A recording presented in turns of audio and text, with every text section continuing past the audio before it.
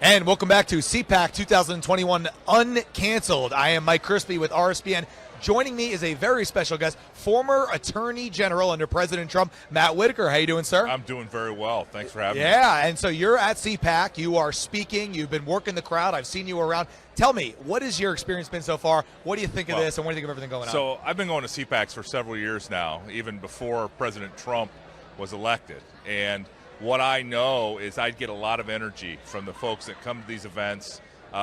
This is like the base of the base. It is the conservatives. It is the freedom-loving Americans. And I love meeting people from all over the country. You know, being in Texas, which is just, ground zero for the conservative movement.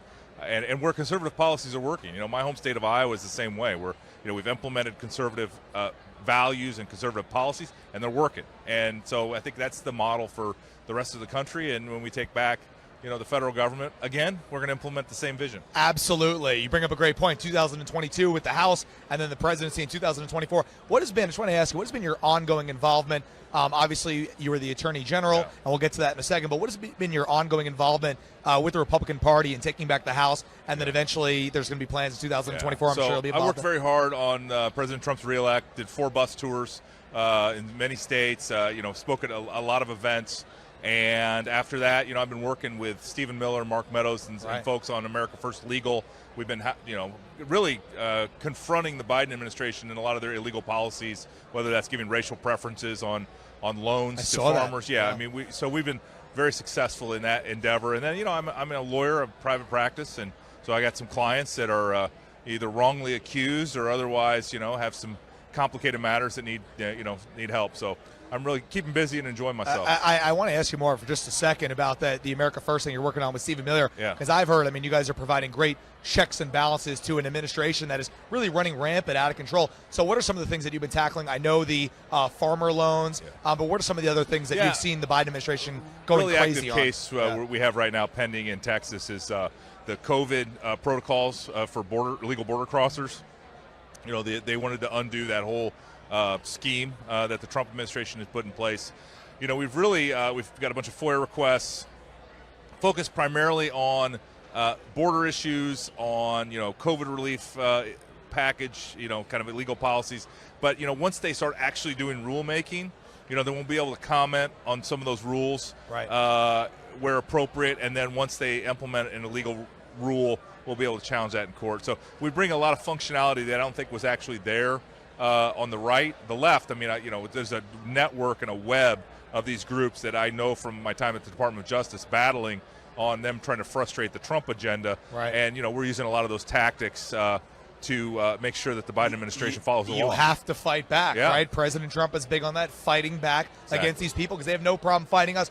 I want to turn to, you mentioned it, your stint as Attorney General, right? So what was interesting. So I want to ask you, what are some of your main takeaways from that experience? You're obviously appointed to the position by President Trump. So what were some of your main experiences there that you were most proud of, some of the most eye-opening things as the Attorney General? The first thing that I did was I presented the commission that the President and the Attorney General had signed for Justice Kavanaugh at the Supreme Court. So that was like the next morning I was in the Supreme Court as the Attorney General.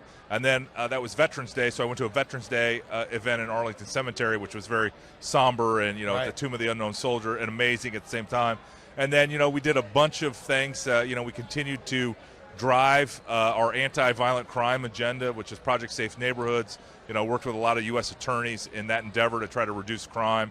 Visited Nashville and Cincinnati and helped those U.S. attorneys with resources to confront those issues, and we did a lot of stuff. And then obviously I was on this school violence commission that the president had put together, and 4 of the cabinet secretaries, including myself, came up with kind of 100 best practices that all schools should implement to avoid school shootings and the like. And so it was busy, and every day there was something interesting. Very important. And then there was a 40-day shutdown, in the middle of all that. So, and then the shutdown. So I want to ask you, the current Biden DOJ. We obviously have Merrick Garland, who is in there right now at the helm. Tell me a little about your feedback on his stint on the job so far. Obviously, there's been some very controversial things that his office has come out with. So first of all, he's doing exactly what we would expect him to do. He's plussing up, the Civil Rights Division. He's doing all the kind of things, receding from law enforcement and law enforcement priorities like reducing violent crimes and gun crimes. They never seem to want to actually put the trigger pullers in jail. And so, but the most concerning thing for me is they're going to use the Department of Justice to confront some of these election integrity issues that some of the states have already put in place through enforcement by the Civil Rights Division. And that worries me because, quite frankly, the Constitution is very clear. The state legislators get to decide in each state how they elect their electors to the, for the president. And so, I think that's a very concerning overreach of federal power. I heard two things that just strike me. One is the Biden administration going after what you just said. They are coming out against the state of Georgia. Tell me a little about that, and does the DOJ have a place in that? Break that down for the people at home, because it was very perplexing to me that they're starting to dip their toe in the water there where they probably shouldn't be. So it is, to me, we've gone from an election day and results from the election to an election season within a counting season followed after that. And states that do it right, Florida, Texas, my home state of Iowa, that can conduct elections and get the results that night. And then you got these other states that can't seem to figure out how to count votes, and it always ends up, going the wrong way when it's all said and done without any kind of fulsome audit or audit trail, especially in this mail-in ballot, situation. So, I think it's very concerning that the federal government would go in and harass a state that's lawfully passing rules to tighten up their election standards because, again, there is nothing that says you get 40 days or 30 days to send in a mail-in ballot. And, and to me, tightening those loopholes up is the most important thing that we can do. And I think they were going after Arizona as well, saying that they were going to come out strongly against the people doing the audits. Yeah, and that's the thing is that, these states and these state legislatures and the Senate, for example, in Arizona, has every right and duty, quite frankly, to make sure that the election was fair, and if they need to change things or improve things, to fix it.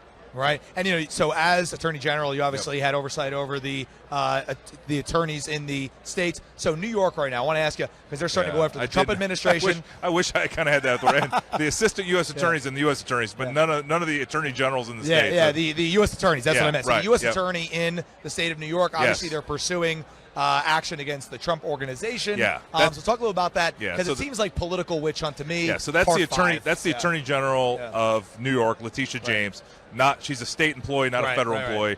Didn't have any authority over her. And then the Manhattan District Attorney. They're the ones that are going after the Trump organization and the CFO for these sort of criminalizing tax issues. I think this is a brave new world. If you think about every time you get a ride from a friend, do you have to pay taxes on that? And every time you sleep at somebody's house, we've opened up a can of worms here. And the concern for me is that Letitia James and Cyrus Vance, the Manhattan DA, neither one of them have done this against anybody else, only Trump organization. And I think it's very concerning that law enforcement is targeted in that manner and that means to harass and to prosecute somebody that's clearly a political enemy of theirs. That's a brave new world. Yeah, and Rudy Giuliani as well. What's your take on them suspending his law license, which also made some headlines, obviously controversial as well? Yeah, well,